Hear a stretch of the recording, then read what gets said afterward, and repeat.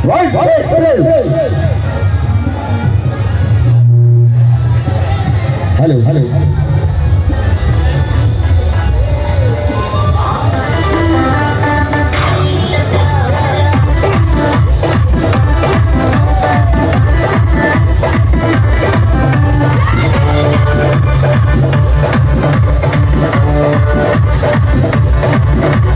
दूर हटाओ डैडी सैडी बहुत पी लिया कोला कैंडी वाली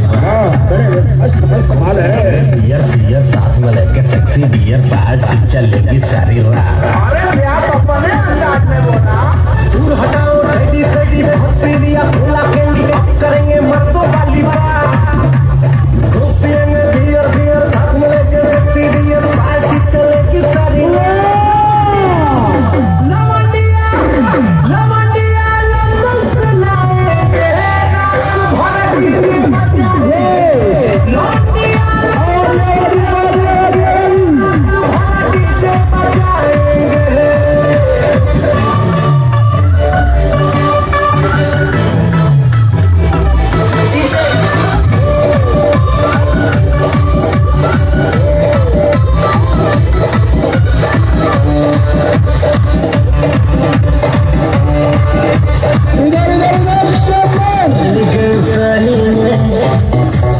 सिगरेट जलाएंगे धुएं का छल्ला बनाकर उड़ाएंगे। सिगरेट जलाएंगे धुएं का छल्ला बनाकर उड़ाएंगे।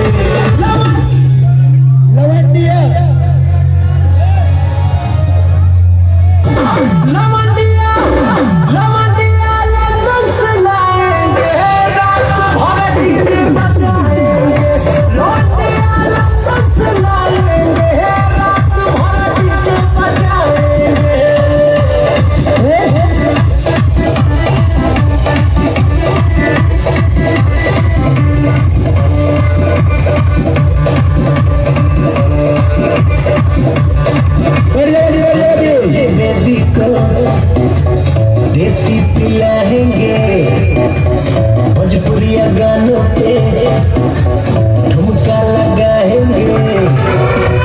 अंग्रेजी बेबी को देसी पिलाएंगे भोजपुरिया गानों पे ठुमका लगाएंगे। लवंडिया लवंडिया लवंडिया लंदन से लाएंगे रात भर डीजे बजाएंगे। लवंडिया लंदन से लाएंगे